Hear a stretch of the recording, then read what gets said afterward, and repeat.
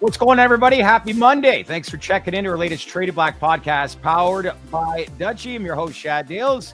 Great show coming up. We got Margaret Brodie, CEO of Rubicon Organics, come on to talk about the Canadian market, where she believes if you haven't built a brand, it's too late in the Canadian market. She'll explain why, and consistency is premium, as we've always discussed here on the show, is probably the most important thing and probably overlooked quite a bit within this industry. She's going to talk about the Canadian market, more specifically some of the key branding initiatives that she's been working on recently, as well as any updates regarding the excise tax with Prime Minister Mark Carney and the Liberals. We'll talk about a little bit of that. And really, amongst the other things, just the opportunity that Canada still presents, as a lot of Canadian LPs are focused on the international market, but still a lot of great opportunity in the Canadian market as well.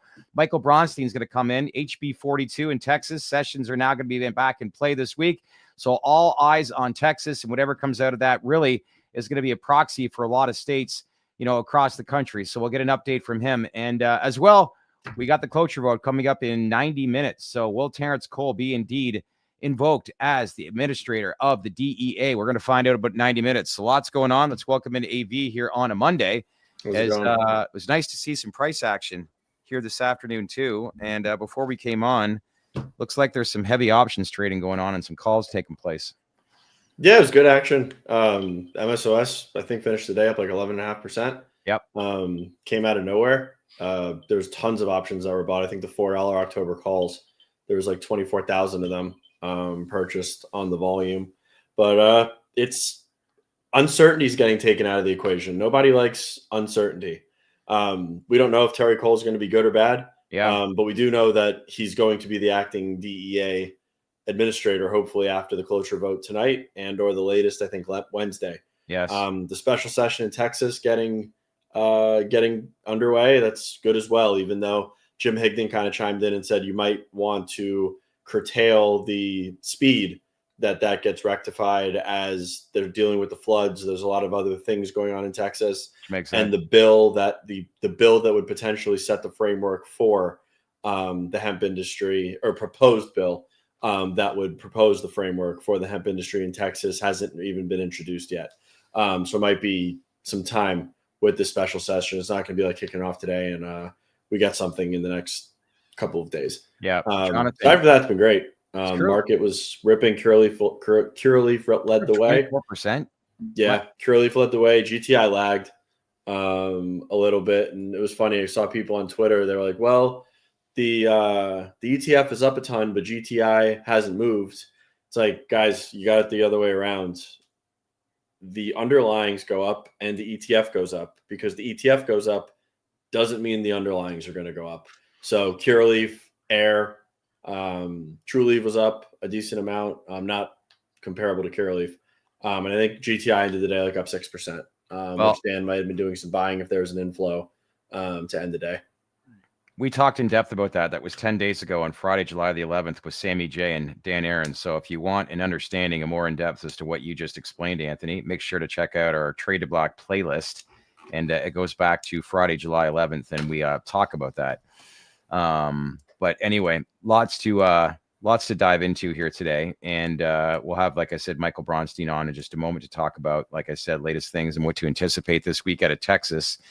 And we'll find out in 90 minutes if he is invoked. We should have information by tonight and as soon as potentially tomorrow. So I'm curious to see if he is indeed sworn in as the administrator of the DEA, if this is A, political theater, or B, if this is a catalyst moment for the space.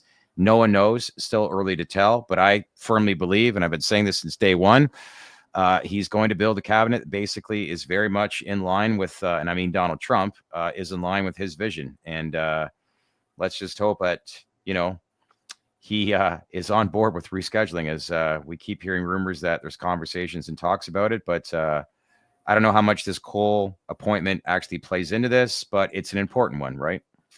Yeah, I don't think the Cole appointment matters in terms of policy shift. Right. I don't think the DEA really matters as it relates to rescheduling. We've had an obstinate DEA. We've had a DEA that made an absolute circus out of the ALJ hearing. We understand, if you've got two eyeballs, what the institution of the DEA thinks about cannabis and rescheduling. Yeah. This is going to be coming from the big guy in the executive branch. That's what the rumors are. That's what the whispers have been. If Donald Trump wants to reschedule cannabis, do the right thing, win the brownie points, and legitimize cannabis, and take a step forward in terms of federal reform, rescheduling it, he's going to get it done. And I'm assuming the DEA administrator will fall in line. Or just like you can see everything else he does, he'll figure out a way to circumvent the process and get it done anyway via the DOJ. But yes, I do think it's going to have to be mandated down from Trump and the executive branch. It's not going to be the DEA. Terry Cole's not going to come in and just reschedule cannabis. That's not going to happen. The reason why I've been looking forward to Terry Cole getting confirmed is because it takes the uncertainty out of the equation. He's there. He said it's a priority, and we can move forward. Like I said, whether it's for the better or worse. Yeah, I did have a conversation about a week ago with somebody that was saying that even members within the DEA look at this as let the scientists basically decide on what this rescheduling process is. I don't really know why we, even the way it's been set up for years as to why we should be making decisions on rescheduling perhaps cannabis. We should allow the scientists to step in. I get both sides or both ends of the spectrum.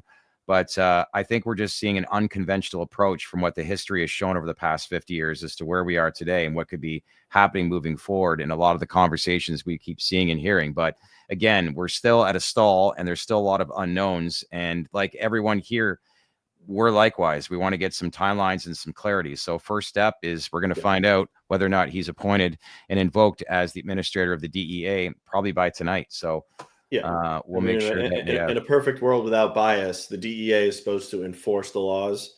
The HHS is supposed to come with science and recommend rules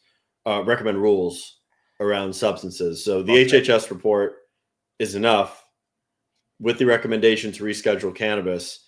The DEA, from an apparatus perspective, is not supposed to be adversarial in that process. They're supposed to take the science, get the rule done, and get it rescheduled.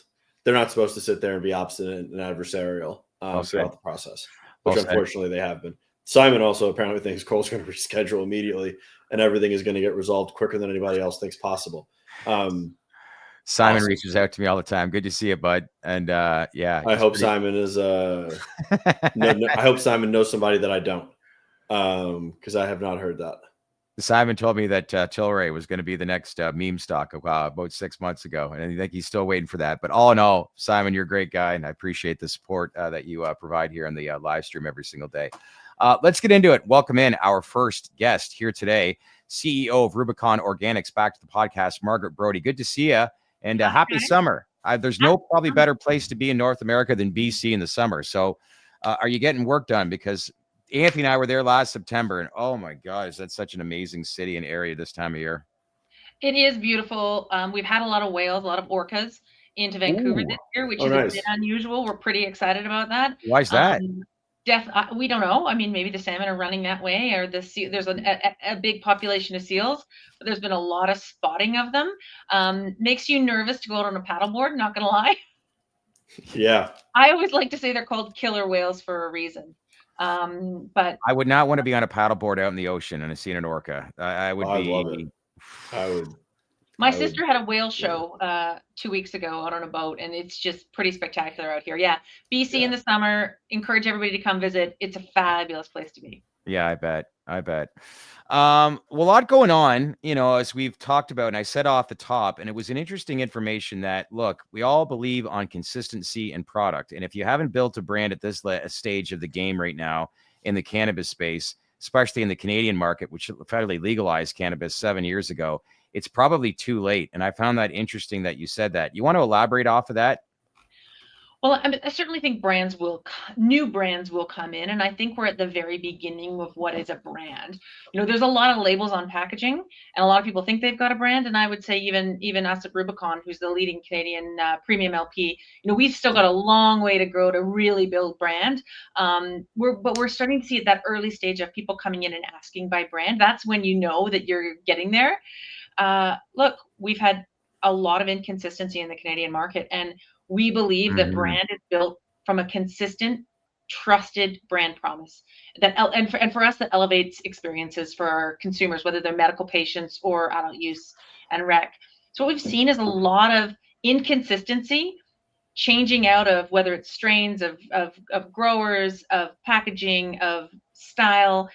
And actually what the consumer is looking for is when they take their hard-earned dollars and they go into a store and they buy a product, and especially if they're buying a premium product, that they know they're going to get a beautiful experience. Yeah. And that repetition, right, is so important for trust. You don't open up a can of Coca-Cola and even look inside. You just start drinking.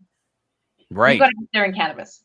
Right. How do you get that consistency? And has that played into the success of the brands that you have in Canada, especially the flower brands?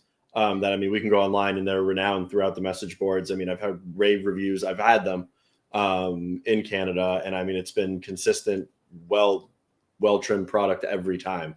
How much emphasis goes into that? Well, it starts with people, and it starts with people that are motivated to do the right thing and deliver a great quality product. So that starts with culture. And that sounds really simple, but it's about wanting and everybody in the process having the ability to stop a product from going out that's not right. And I think you have to remember that we have an internal expression, elevated experiences, and that is in everything we do. Mm-hmm. So it's not just how you grow the plants, it's how you cure them. It's the process around that. It's that endless pursuit. We really look for people that are about hunger and improving. I had a dad who used to say to me what happened to the other 2% on a test, which is extremely frustrating. But also it's those people that know that you always want to get better. And that's the kind of, you got a chip on your shoulder about knowing you can do it slightly better. I think that speaks to having, you need that through your organization. Operational focus and the ability to not put out a product that doesn't meet quality expectations. So we actually have a member of our exec team. His name is Mickey Ramberg, and he is our cannabis counsel.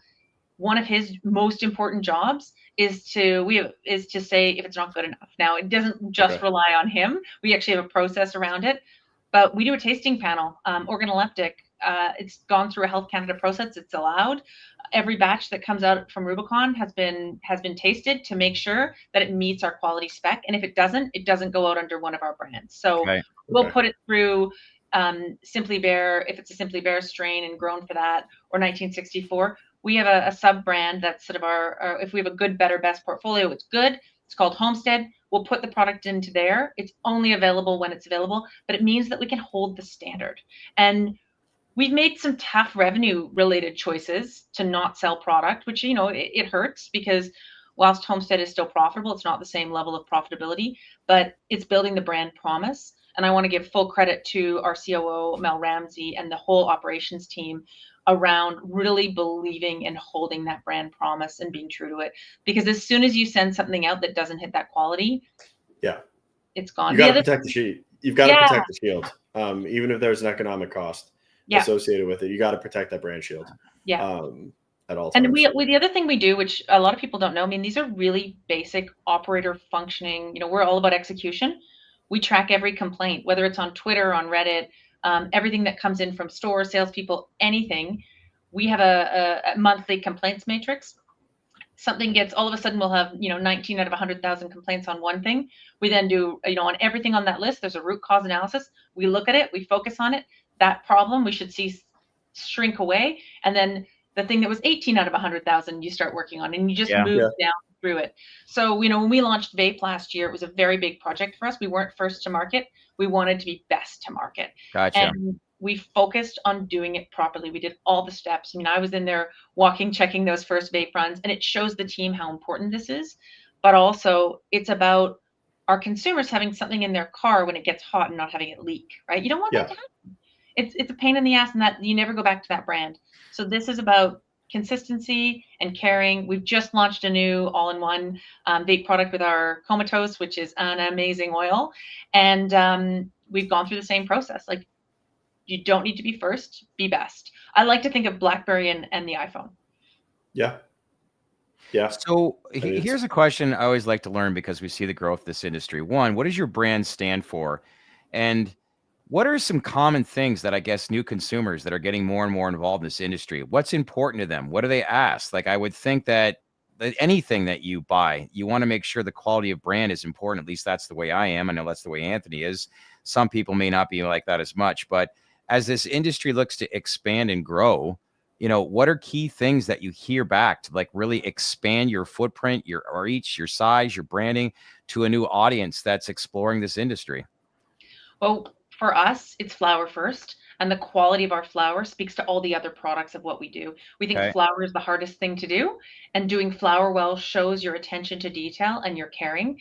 So that comes to often a recommendation of a connoisseur, and bud tenders are the connoisseurs. So it's extremely important that the bud tender knows and appreciates what we do and the level of caring and work that goes into it, and that you're delighting them every day. Right. You don't get a second chance with a new consumer. They'll move away immediately from another brand. So you need to have that consistency of delivering a brand promise. And it's about repetition, being able to do it time and time and time again, not just doing it once and then the next time it falls over. And this is discipline. Anybody who's been, whether you've been an athlete or an artist or something like that, you understand that discipline is really important. You don't, and I used Coca-Cola as an example earlier, but same thing with your Tide. It's going to clean your clothes. Correct. We want people to try our products and then consume them and then recommend them. And what I'm most excited about is if I walk into a store as a blind shopper and I walk in and say I'm looking for a premium product and they recommend one of our products, which happens all the time, I get super excited because, and then somebody's like, hey, this is actually, I'm in BC. Did you know this is a local company? And they're here in BC, or I've been in Toronto and people have recommended. I did an order in June in Toronto. I walked into a store out there and I said I would like some 1964 gummies and some Simply Bare, and I asked for different strains. And the guy looked at me and said, the bud tender, this is the best order I've ever seen anybody make. Wow. Okay. And I said, I bet you didn't count on that when I walked in the store. I look like a minivan driving mom. And he goes, no. I said, I'm from BC, so we understood it. But it's really fun to have that reaction because the love that we truly are putting into the product is starting to come through. And that is all driven by consistency and trust. Those two words are everything. We talk about quality all the time. Quality is built off of those two things. How is the vape category going? Are you seeing traction there? Mm-hmm. Is it resonating well? I haven't had a chance to go through, I guess, like the high fire stuff. As of recent. Vape is growing. Well, two interesting trends that have happened in Canada this first half of the year. Pre-rolls have overtaken flower for the first time. Wow. And that's really exciting because it means that people are beginning to trust pre-rolls. People didn't used to buy pre-rolls. And my hypothesis, and I think it's probably anecdotal, but is that people wanted to roll their own because they didn't trust that people were making good pre-rolls. I hate them. I don't buy them. They're so convenient. Them, right? They're so convenient, but I don't trust the flower. And a lot of the times they drag, they don't burn consistently. They'll be rolled too tight. I love the product from a business standpoint, but as a consumer, I don't buy them. But the Canadian market's gotten there because we've built that trust. Okay. And so we're 7 years in and people have had complaints on their pre-rolls. They've learned that they have to have them be smokable. They don't want them to canoe and all that kind of stuff. Yeah. It's really important that you're consistent with your pre-rolls and that, again, that consumer knows what they're getting. So we're just starting to see that. We anticipated it would happen. I don't think we knew when. And I'm actually really thrilled because it means that we're building trust. And a lot of consumers, especially in the summer, it's really pre-roll summer where you're walking down the street and you're like, oh, I might just grab a pre-roll for this wander. Yeah. And you can do it. The vape category you asked about, all-in-ones starting to accelerate faster than 510. 510 was the growth. Last year it was going like crazy. 510s are actually down 2% in the first half. So all-in-ones, I think, will catch up to them at some point here, and they'll be what's next. It's so convenient for a consumer. Ours that we just launched, same great little format, very discreet. Great quality product. And again, it's about the consumer learning that they can trust things. Yeah. And I think that's what's really exciting. And that's becoming a more mature market. Maybe the all-in-ones are the best. I've seen certain MMTCs in Florida roll out all-in-ones. They become the highest selling product very quickly. Yeah. Because they're good for anything. You can set the temperature for the consumer for the optimal for that strain and that experience. So it's a great product. Yeah. Going back to what I said about new customers, like, do you find with the pre-rolls, it pivots in like really, if I'm somebody that's, not, consuming cannabis on a regular basis, but I would think convenience is obviously front and center, but would pre-rolls not make sense for attracting new audiences and new customers or not so much? It does. I think new consumers tend to move to start in edibles, and in Yeah. particular in Canada with Yeah. our 10 milligram maximum. We actually see a lot of new consumers, in particular seniors, start with a topical, with our Wildflower topical. They're worried about getting high, and then they try it and they find it really helps with, now this isn't a medical claim because I can't make medical claims, but it really helps with arthritis, and it makes people feel good, and they get that first experience of cannabis. Then they often move to like a sleep gummy, or something like that. We have Goji Berry under Wildflower. It does really, really well because it's a really consistent product. And it's looking for people that every day want to take the same thing right before bed to know how it's going to hit them. And we just got a great referral down on the bottom. That's lovely. And then, I think from there, then you start to go, okay, maybe I'll try some of these euphoric edibles, and I'll try the sort of chill edibles. And then I think you go to pre-roll. I think it's a bit slower, or you go to vape, one or the other. Well, learning lots, and we've often said in the past that brand is consistency, and a lot of Canadian LPs I know have kind of overlooked that at times, and I don't want to name any names. They've actually have focused a lot on the international markets, and you have said repeatedly on our live streams before about how it's going to be harder and harder for some of these companies to get shelf space. So let's go maybe a little bit step further when it comes to that topic. I know what you mean by that, but are there examples as to what you're seeing and learning as to how it might be tougher for some of these companies that at one time where Canada was at the forefront and now they've looked in international markets and maybe that's their strategy, but now it creates opportunities for Canadian players like yourselves that are focusing specifically on the Canadian market? Well, firstly, I'm thrilled that companies are going internationally and showing great Canadian quality. I think that's wonderful. We see ourselves in future there. But right now, our main focus is Canada, and we really see that provinces like Ontario, which is the largest customer in Canada, 3 weeks ago had their annual supplier day, and in that they reiterated their number one focus is to eradicate the illicit market. Mm-hmm. But in that, they're also looking at some measures to make some changes. One of them is they can't distribute absolutely every product just because an LP's grown it. So they have around 5,200 SKUs right now. By the end of the year, they expect to have 4,500. So really, they're actually shedding SKUs.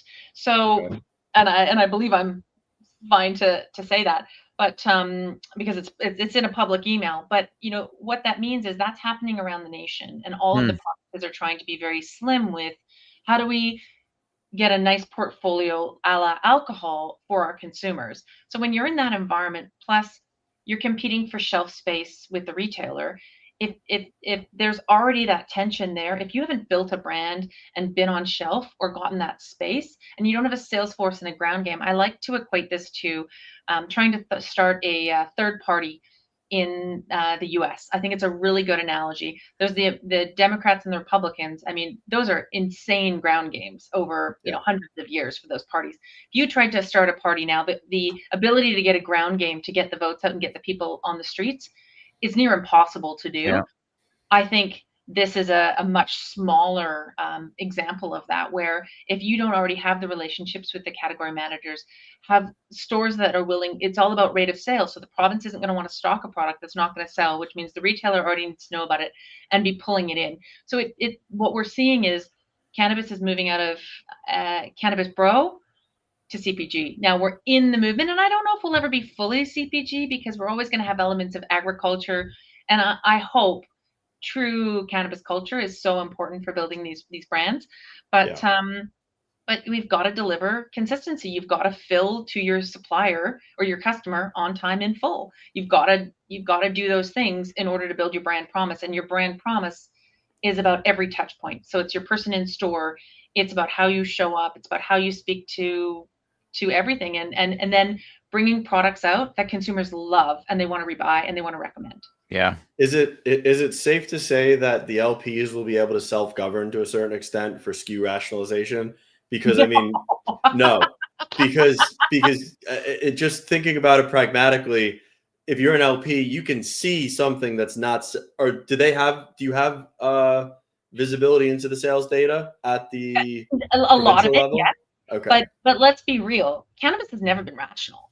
So we have to remember that what's exciting is the opportunity to try new things. And so we're always going to try new things. I think that there will be new brands that do come in that will have their moments. It's just going to be difficult to do. And I think it's going to be difficult for smaller companies to do it. I think bigger companies are going to be able to have more opportunities because they've already got the ground game.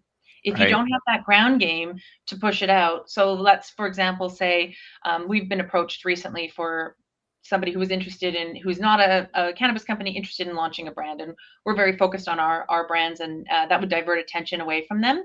But we have a sales team, we have marketing, we have the product, we have all the things that you would need to go into it. To start from scratch, really challenging unless you've got a ton of knowledge. So the train is leaving the station, and data is what's going to basically sell, and they want hardcore data based on history of consumer behavioral transactions that are taking place. So if you're not focused the priority of this, it's going to be tough to catch up with what consumers want, and basically a proof of concept is for what I'm seeing and hearing, right? And I think the other thing that a lot of people aren't realizing, and it's playing into the international but also the Canadian experience, we've had a dearth of capital for the last number of years. I mean, there's been no investment into Canadian cannabis, or very little. So there is not net new facility. There's the odd one. I mean, we've got a facility that's going to bring 40% more production capacity to Rubicon. But not everybody has those opportunities to grow, and it's a lot of capital. Remember, there was a lot of capital thrown around, and facilities were built for hundreds of millions of dollars. Those investments aren't happening, not just in Canada, but anywhere really. So we're seeing, as you discussed being in Germany, we're seeing markets open up and there being tremendous demand. Now the demand's going to be chunky, and it's going to have ups and downs of demand and supply. But I look forward at the Canadian opportunity, and I say we have not only, I think, a system, a regulatory system, which has moments of being very frustrating, but is also set up to export. We have medical grade cannabis. We have a really discerning market, which has forced us to be competitive, and we have fantastic quality product. So I just think, and there's not net new big quality facilities turning on. So when you look at the next 5 years, it's a pretty good place to be. Yeah, let's get an update on that facility as well. I know when Mark Harney stepped in, he said less red tape and to make it easier for companies in Canada to get processes done. What's the latest from Health Canada on that facility? And can you provide us any dialogue as to what you're hearing and what we can anticipate next? Well, and actually that's a bit of a frustration for me, as I'm waiting to hear on our license. So when that goes, we're ready to run pretty fast. I'm very confident that it will be licensed. It's just a matter of bureaucracy. Health Canada overall, through the various industry associations, has actually slowed down. We saw export permits that were taking 2 to 3 months now take 3 to 4 months. Why is that? So, I don't want to speak out of turn on our bureaucrats, but I understand there's some frustration with Prime Minister Carney's expectations to cut the civil service. And so, but I'm going to wear beige, as my dad used to say, because I don't really want to get myself in trouble. And I have a ton of respect for people that do choose to go. I'm being a diplomat. Let me just say, it's a black box. It would sure be nice for all that red tape to be reduced, and I would very much love to participate in anything we can do to reduce red tape. So it's a good thing they're not firefighters or ambulance drivers. They'd show up a little bit late, maybe. Status quo. I'm being very Canadian. But you're being very my smart. family, I'd be driving them to the hospital. Let's just say that. It's advantageous to not comment on the regulators, from what I've seen. So I think you're taking the perfect tact in the matter. Well, let's be fair. There's a lot of people that work in government that are only punished for their mistakes, and they're never applauded for what they do right. And I think we have to remember that as we look at this. We're all just people.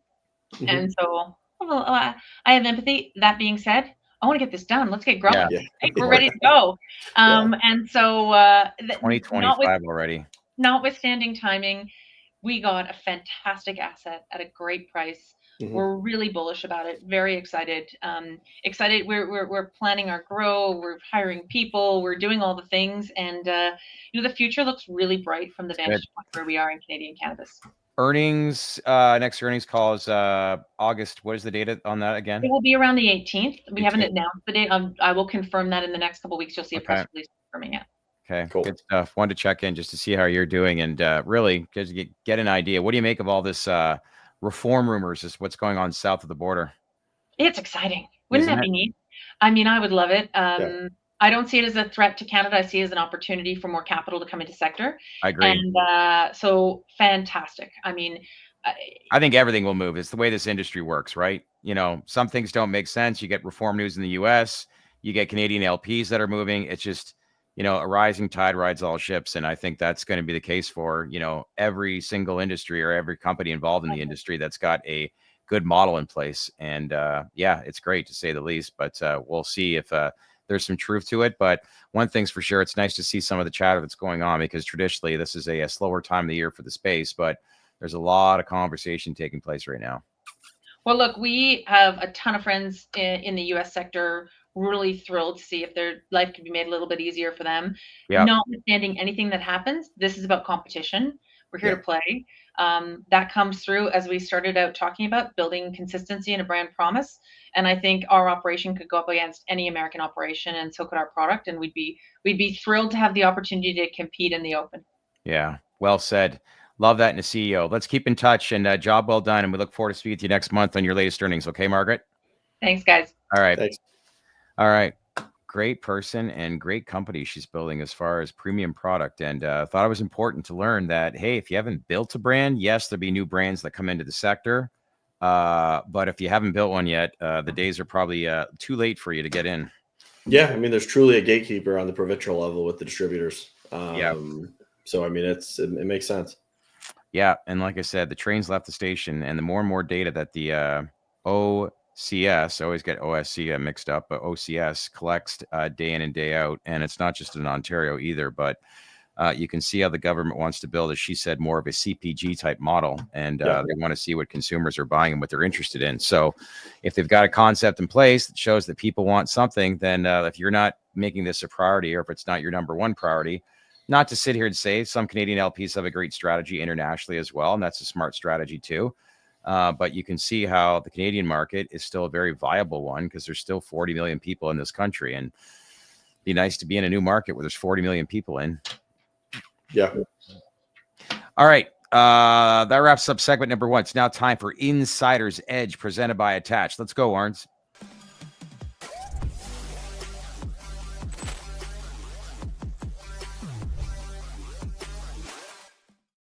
Monday afternoon, Shad Dales here with Anthony Varrell, Traded Black podcast powered by Dutchie. It's now time for Insider's Edge segment, which is actually sponsored by the American Trade Association for Cannabis and Hemp. Let's welcome in everybody's favorite friend every Monday, President of Attach, Michael Bronstein. Good to see you. How are you? Great to see you. Doing well. All eyes on Texas, because everything's bigger in Texas. Here we are, HB42. Sessions. I know Anthony had talked about it off the top, that Lieutenant Governor Dan Patrick and Jim Higdon actually was saying this on Twitter, that because of the floods, this could get pushed back a little bit, which makes common sense. So all in all, what should we anticipate or expect? Are sessions getting underway this week? If so, what should we be watching for? We do anticipate the issue to be addressed during session. There are also like a couple other issues. Obviously, the flooding, the horrific flooding that happened in Texas is top of the list. There are some other discussions going on around redistricting in Texas, which could get complicated.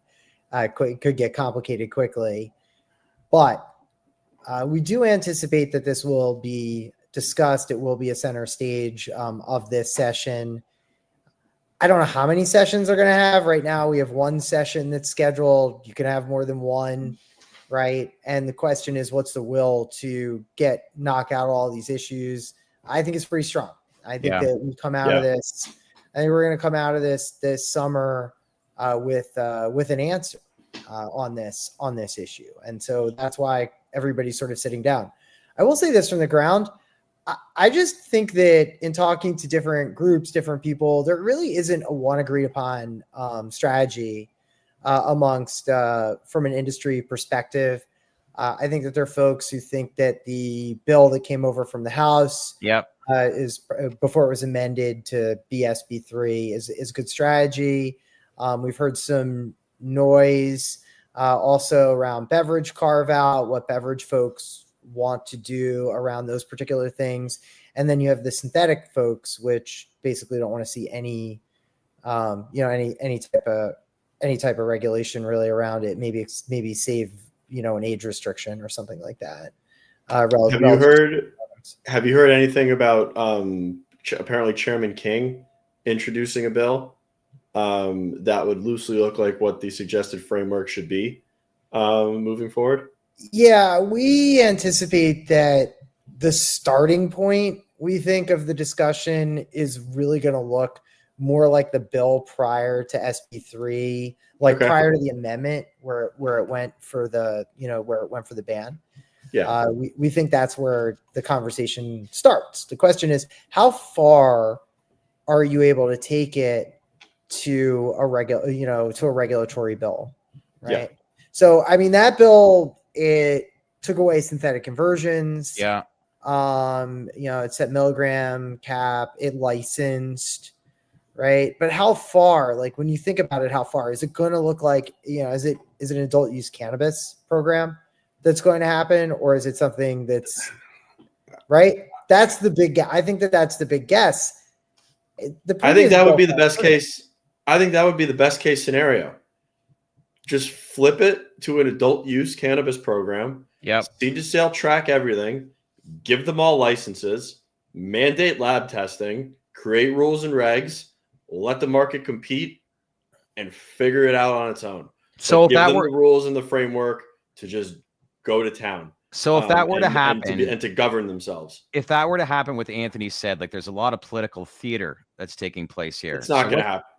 That's not going to happen in Texas. Yeah, I agree. I don't think it happens in Texas. The problem is we all know that that's the logical solution. It would make the most sense. It's just legalize marijuana, right? Correct. Get people away from, the unregulated Wild West stuff that's going on right now. So the problem's going to be is if they do ban this stuff to an onerous degree that just doesn't make sense. I know we can't track it because it's the illicit market, but the illicit market's just going to thrive again in the state of Texas. Those consumers are not going to go to teacup. We know that. Well, then, I think really what you have to consider then is regulatory parity. I mean, if you've got teacup out there, you've got to make things work. Correct. Right? If you have medical licensees and you're creating too many restrictions on medical licensees, we heard a lot of folks in the last session talk about how they need to get medicine. Yeah. We went down and we looked at a lot of the products in Texas, and they're synthetically made, or they're not, not everybody's showing up at the legislature has fully honest motives, like any legislature. Let's look at big picture here, though. How much does Washington to play into this? This is a big state that draws a lot of attention. I know it's two different things, but behind the scenes, does Washington have any play on what kind of decision will be made on the state's level? Go ahead. I think Texas plays into Washington. I think Texas is going to influence federal policy. Yeah, I think it's going to be the other way around. I don't think Washington better get it right, though. I think there's not, to me, it's sort of like when you're listening to a radio station and you're driving out of frequency, right? Where it doesn't get I think that there isn't that much listening going on in between the two.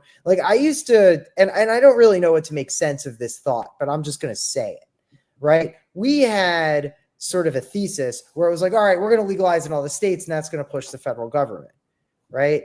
Well, it hasn't yet in a lot of ways that we would want them to do. Okay. And I don't think that the federal government is sitting around as you look at the appropriations bills that are going through, right? And you look at sort of how folks have talked about the farm bill, there's pretty much a consensus that the loophole needs to be addressed. Yeah. That's what we're seeing at the federal level. At the state level, I think that there's not enough real understanding of the issue, and the intensity and the localness of the markets and the issue are different than when you get to DC, which is just a little bit out of range from where folks are experiencing these issues on the ground. So I think that had DC moved prior to Texas then maybe that would have had influence on what Texas was doing. But now I don't seem to think that. And the reverse, I was thinking if the reverse is the other way, but it's sort of like, all right, well, you have a restrictive program there. You know, I mean, has it made people in Texas, has it made members of Congress in Texas push for legalization more? Has it made them talk about medical marijuana more at the federal level? I mean, I think it's arguable as to what that result has been. But I do think that if the federal conversation or the nationwide conversation in relation to cannabis wasn't where it is today, you might have seen Abbott straight up veto it. That's true, very true. Versus show some leniency and want to go to a special session and put something together that actually makes sense. But here we are.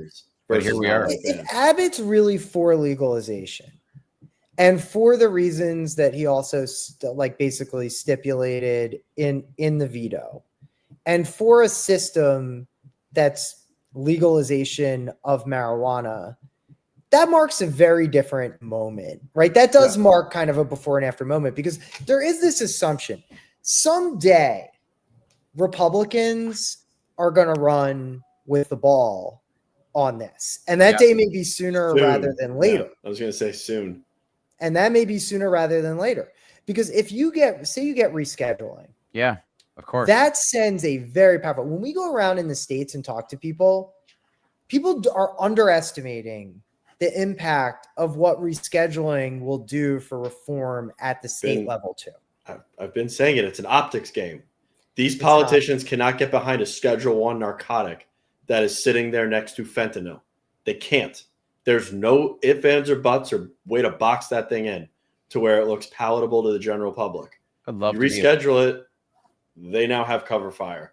Would love to be a fly on the wall of some of the conversations that are going behind the scenes, because these conversations are definitely happening, because that's a valid point. You can't get behind a Schedule I drug right now. And I know we've been saying that for a better part of a year. I know. And everyone knows it shouldn't be Schedule I. Like even the government knows it shouldn't be Schedule I. Right? Like we've thrown some numbers out there in PA about adult use and the approval rating. What are we looking at as far as full cannabis, medical program reform taking place in the state of Texas? What kind of approval rating do we know? Any numbers? I haven't really come across. It's like the most popular thing in the world. Think about the most popular thing and then add one to it. So cannabis legalization, I think cannabis legalization was a true 80-20 issue when it was polled in Texas. I think it was Frank Luntz that went down there and conducted a bunch of polls before Abbott decided to veto. And they did find out that it was a true 80-20 rule. Nationally, though, it's not an 80-20 rule, cannabis legalization. Medical marijuana, though, is an 80-20 rule. I saw in the Texas numbers, so it wasn't 80-20. The way that it was being asked to also impacts kind of what the result is. So I've been spending a lot of time sort of all right, well, how do you craft these questions? Okay. Because if you craft sort of legalization, yes, no, it's different than if you start really asking people about it. Yeah. Okay. Well, it's basically legal now. Would you, right? And they're like, oh, you're right. Okay. It's 10 points higher.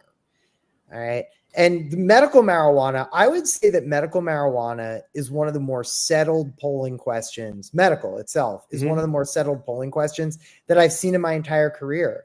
And I'm not talking about in my cannabis advocacy career, right? I've spent 20 years as a political consultant running elections. There are very few issues that poll as good as medical marijuana. Yeah. Yeah. Makes you wonder. They now know this, though, which is the key.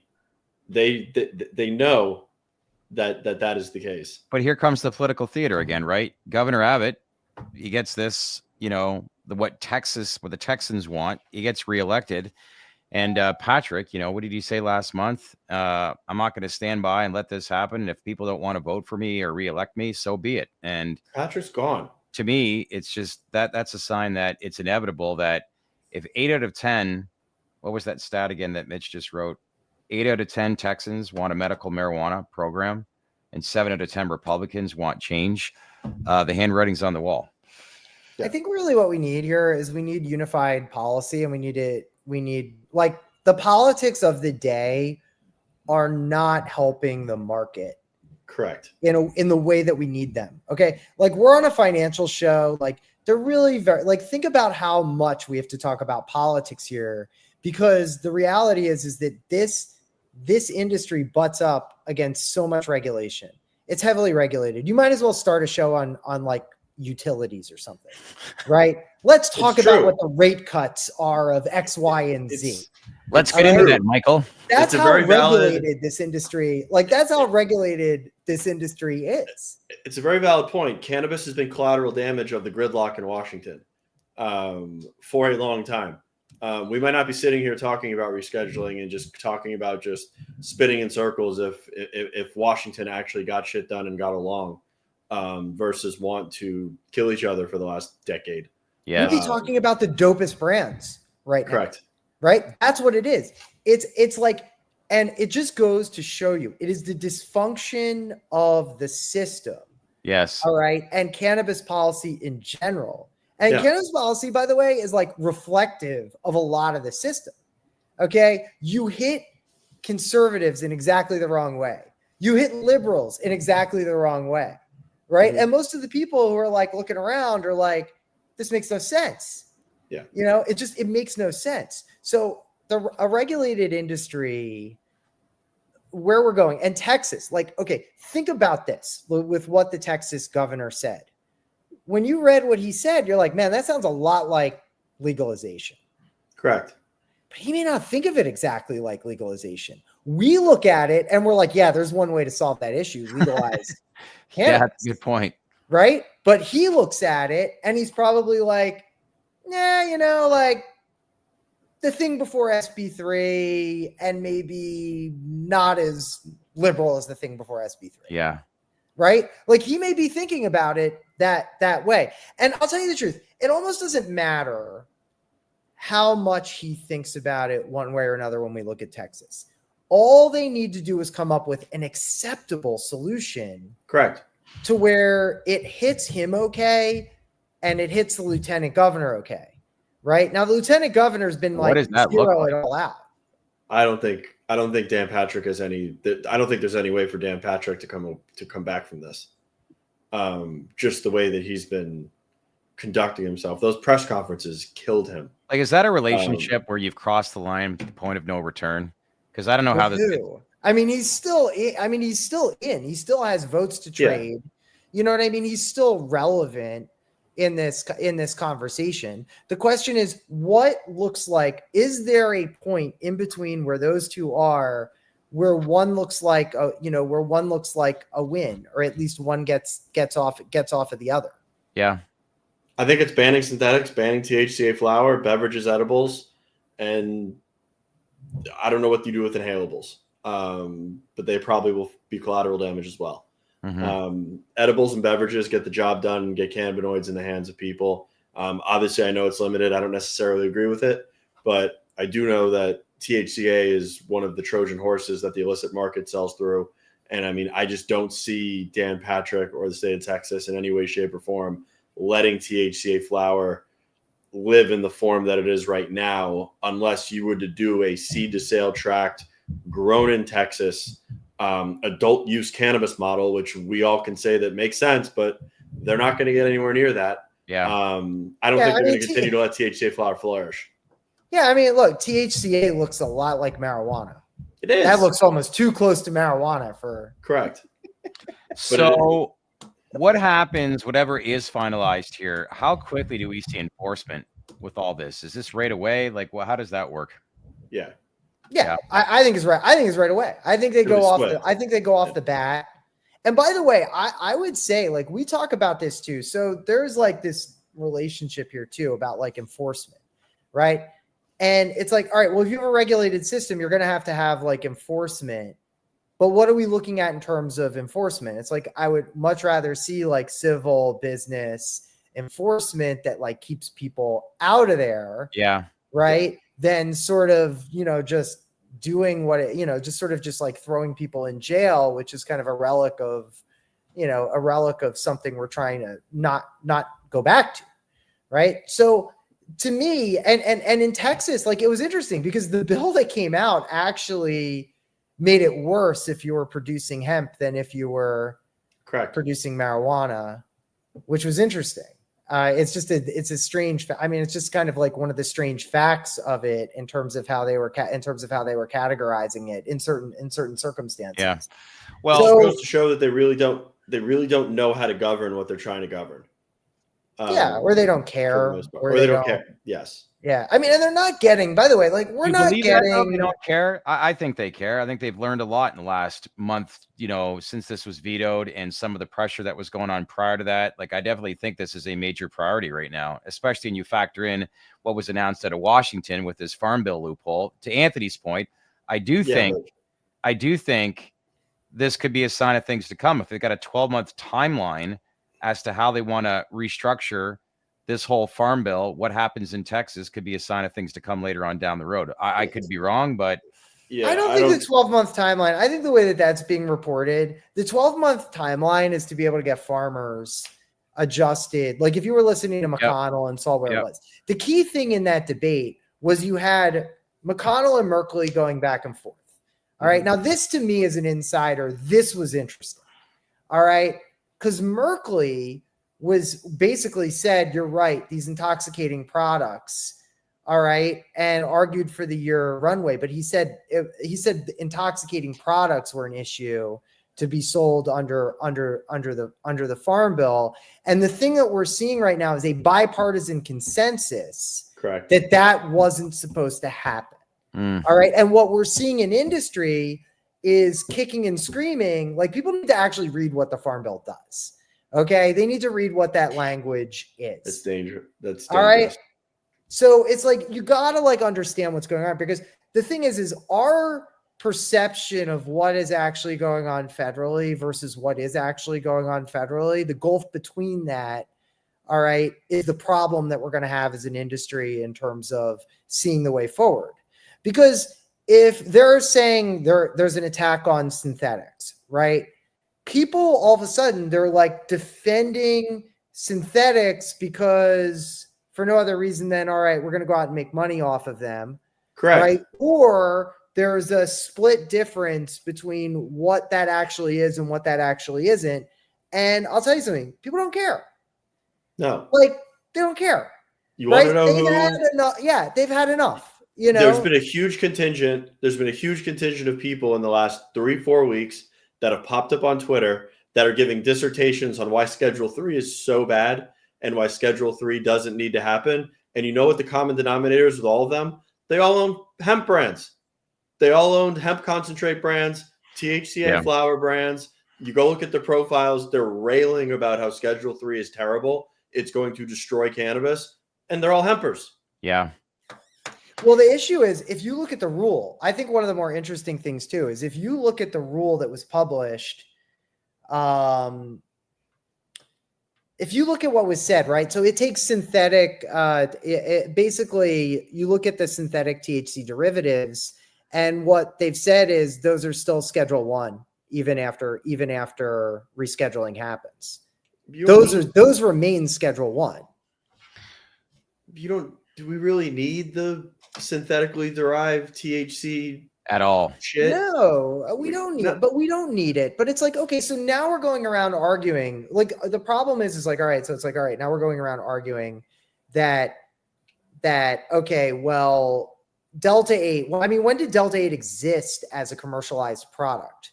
After the Farm Bill. And then right. And so now it's like, all right, well, you're running around and you're like the years of prohibition, but we're the ones who put Delta 8 into the market. Okay. Correct. It wasn't like prior to that, Delta 8 was like the thing that was prohibited. Okay? There was no Delta 8, there was no HHC, there was no THCP, there was no Delta Zero, there was none of this exotic shit before the Farm Bill. No, call me old-fashioned. We need to legalize marijuana, Anthony. Delta 9. We need to legalize marijuana. That's what we need to do. That's what we need to do. You running for office? I have a donation link below if you're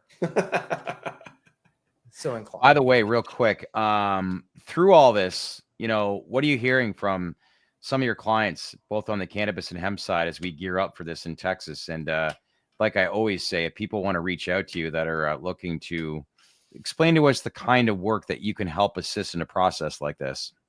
Texas, I think what folks are looking for in Texas is regulatory parity. Okay.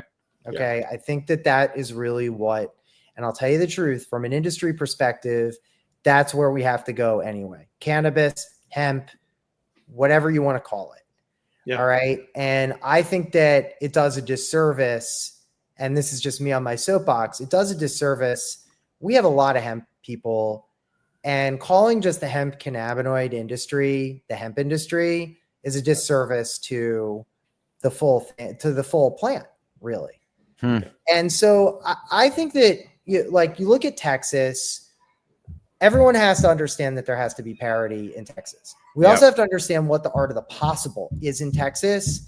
And we have to also understand this movement is based, a lot of times it's been based on getting people medicine. And in Texas, people have not had that access. So I think we can take care of all of those things in Texas. And I think that we can do it in a way. I don't think it'll be in a way that everybody likes, but it's Texas. Yeah. All right. So we're going to have to do it in a way that makes sense, provides access. It protects patients, the medical market, right? And also to the extent that there's regulatory parity, and we can get at something that it closer akin to legalization. If there is a doorway that opens up to legalization, go for it. Yeah. That's where we need to be. All right. But we have to be talking about parity here. Before I let you go, T-minus 30 minutes, cloture vote. And it's for DEA Administrator, potentially Terrence Cole. Have you followed it, watching this closely? And if he is invoked, what's this mean, you think? Yeah, well, I still, I was going to have to go early because of the cloture party I'm throwing upstairs. Right. And I've got all the guests. I've got all the guests here. I don't know if you can hear I don't know if you can hear all the noise in the background. I think that it's a step forward. Yeah, I do too. All right. We have been talking about rescheduling and the need to have somebody in that chair, not necessarily knowing exactly what the person in that chair would rule, but also knowing that it was going to be harder to do without having a person in that chair. Yeah, of course. All right. So person in chair makes this conversation a little bit different. Mm-hmm. The rumblings on rescheduling are real. They're real. I mean, it is real that this is a possibility that can happen. All right. And what would be a bigger thing to happen in the industry than rescheduling? Can I ask you guys something? If they announce rescheduling, how does that happen? Press conference, Donald Trump, tweet? How does that all work? God's honest truth, I think Kevin Sabat tweets it first. I swear to God, I think Kevin Sabat and Sam will break it. Then you'll see something hit Reuters, and there'll be a statement from the DOJ or the DEA. But if you notice what Gretchen was saying last week, they don't want to make a lot of noise around this. They want to do it. They're saying they want to do it, but they don't want to just set off bells and whistles around this and make a dog and pony show out of it. I don't expect the Donald Trump tweet about rescheduling. I think that they, think that they take credit. I mean, I think that they pull it. So I go back and forth about this, right? It's really interesting. I go back and forth. If you look at Biden, I'm saying if Biden had done it, it would have been like buried in like a regulatory rule that it happened. And somebody would have had to go and find it when it gets published in the register, right? It's just like, oh, here's the register, no statement, right? And it would be a huge headline. I think with this administration, there'd be some fanfare. I do think that you'd hear about it from a White House podium. I think Trump tweet. You think you actually think there'll be a White House? You'll hear from a White House podium. His tweet will be, "I supported the Florida amendment, and now I did this." Yeah, potentially. It'll be the continuation of the process. It's news. Like, it's more news than I think anybody even really understands too. I was talking to that is something that is mainstream news. Whatever we talk about here, that is like literally front of the New York Times news if that happens. Yes. I agree. David Benz, good to see you. There's a off topic. Does Washington Commanders go back to the Washington Redskins, and does the Cleveland Guardians go back? Cleveland Indians. I don't understand what's going on there, but they should still have their name, the Cleveland Indians. I've But never They shouldn't understood. even have a team in Washington anymore. Yeah, Like, what are but they I've- doing? Like, what are they doing? I've never understood these name changes when you have the Florida State Seminoles, and then you've got a couple other Native American influenced teams. The Blackhawks and Red. Actually, the Blackhawks, I guess, Atlanta is a formal Braves, name. Kansas City Chiefs. What's the Cleveland Indians? I don't know why they had to change that, but that's the I greatest. get the Redskins, but they had co-signing from tribes that endorsed the Redskins. Well, DJT is putting more pressure on that. Well, now they won't close on the stadium. Yeah, deal. but he's doing it in the That's wrong what way. changed. That's the thing. Trump does things, but he doesn't do things the right way. You know what he's doing is he's pressuring them. He's saying you're not getting a stadium deal unless you put the name back. Like, that's insane when you really think about that. So he Like, does. should the president of the United States be weighing in on that and like No. a stadium deal in DC? No. Yeah. Glad I brought Not at this all. up, right? It's Glad insanity. I brought this up. All right. So I'll reserve judgment. we will wait patiently, as we do in this industry, on what to expect out of Texas. But this is getting pushed back to a couple days for bigger priorities right now, obviously concerning to the Texas floods. I cannot believe there are some stats that shows how much water goes over the basically at Niagara Falls on a daily basis. And the same amount of rain that poured in Texas was basically equivalent to the water that goes over the edge for 3 days straight. That is how much water came down in Texas. And I'm like, that is crazy. And That's wild. there's some wild footage that came out of there. But thoughts and prayers to all the family and people that were affected by that. In the meantime, sir, hopefully we have somewhat of an update. I won't get into PA right now. We covered that pretty in-depth last week.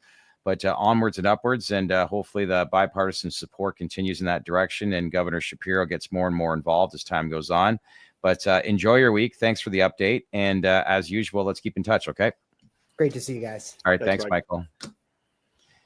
All right. We got 30 minutes to go. Real quick, there was a note that was out earlier. The Gentleman's Club asked me about why is Erwin Simon not on that much? We reach out to him all the time. So to make this very loud and clear, Tilray, we will reach out to them again. I speak to Carl Merton, their CFO, along with their head of communications, which is out of New York.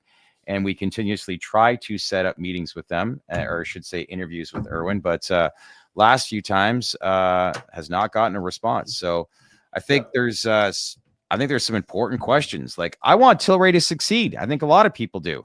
And they've got a great facility, but there are some questions that need to be asked about this company right now. And I think they're valid questions. So, you know, if I'm a CEO of a publicly traded company and I'm running something and there's any questions or concerns that people have, you got to get in front of it. Yep. And who do we have on Wednesday? Thank you. Weldon Angelos is coming on Wednesday at 4:00. Mark that in your calendar. I repeat, Weldon Angelos, Mission Green. He and Mike Tyson pretty much are at the centerpiece of this whole movement regarding rescheduling right now. So it's going to be awesome to have the conversation with him to see how things are progressing, who he's speaking to, obviously, in Washington, what his personal take is. I know last time we had him on, he thought that Donald Trump is a transactional president and will get something done. I firmly believe that Weldon believes that, and I'd like to see how much more he believes it now that it's been 3 or 4 months since he was on last, and just really an update as to what he's seeing and feeling as far as Washington. So mark that in your calendar. Weldon Angelos from Mission Green. He will be on Wednesday at 4:00. Great reminder, Anthony. So good show coming up. Gonna have some great stuff this week as we continue to grow. So anyways, that's it for today. Anything else you want to add? I'm good. All right, sir. Shad, you're the most diplomatic man I know. Well, thanks, David. Anyways, in the meantime, everybody, enjoy the rest of your afternoon. We'll see you back here at 4:00. Make sure to scan that QR code to stay up to date on all the latest information on the business and reform side of the cannabis space. Become a daily baked-in newsletter subscriber. Greatly appreciate it if you could do so. In the meantime, we'll see you back here Wednesday. Enjoy your day, everyone. Bye.